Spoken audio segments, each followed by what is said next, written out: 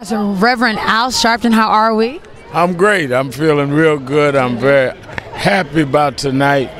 Very proud of Reverend Menounos and the LA chapter and honoring people that I think deserve the recognition of the community that do real good work. And I'm certainly happy to be celebrating my birthday out here with my friends and people that support National Action Network on the West Coast. It's very, very heartwarming for me. Awesome. So let's think, the 25-year-old version of you, what did you think the 60-year-old version of you would look like? Well, you know, I started in civil rights very young. I never thought I'd get to 60, so I'm just glad to be here and glad to be still very active and dealing with the issues and trying to say to people that we've got to continue fighting for civil rights. So this is a celebration and a continuation.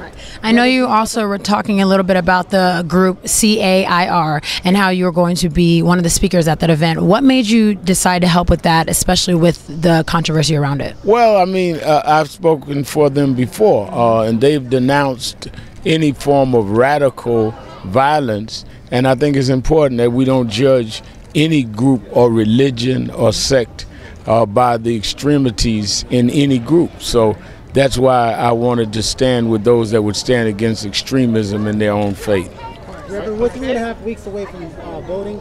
Talk about how important. Well, I think that particularly when you see the things that are being done with voter ID, with ending early voting, ending Sunday to the polls, we're seeing them chip away at voting rights. And one of the things that I'm committed to is getting a huge turnout. I'm touring all over the country. I've been in Ohio 3 times, going to South Carolina next week, been to Florida 4 times, trying to get people in critical states out to vote.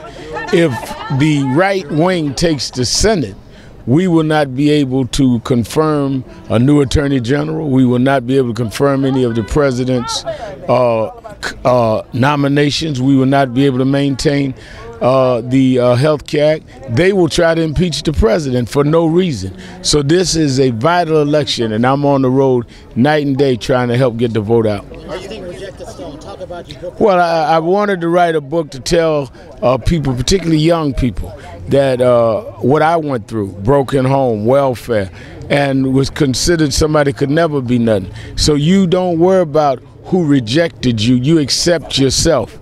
And if you accept yourself and believe in yourself, you will make the world have to accept you on your terms. Are you happy with the way the CDC has handled the Ebola emergency?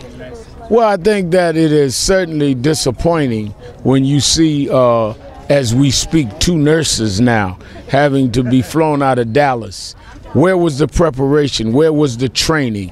And why did we neglect so long the pending emergency and urgency of the matter? Was it because it was in West Africa? I think that we ignored it because it was a West African problem. Now it is a global problem.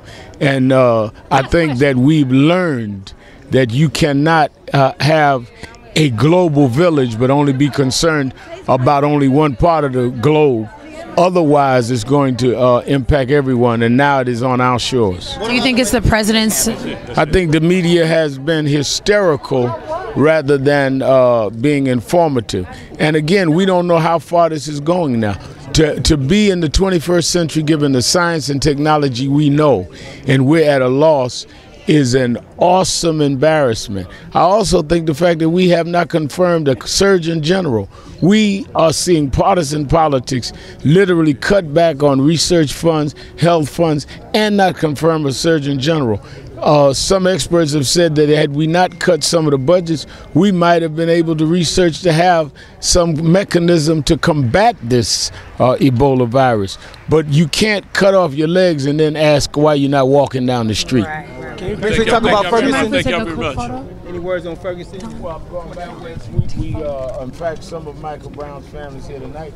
We're continuing to fight Ferguson. We continue to fight Staten Island with the choke case. Police accountability is a major civil rights issue here. And we went in early when the family called me. We were there within 2 days. I preached Michael Brown's funeral. I'm going to stay on that case until we get justice. And I want to thank you and Cornell West for what you guys are doing, taking this. Thank you, sir. Thank you. Thank you.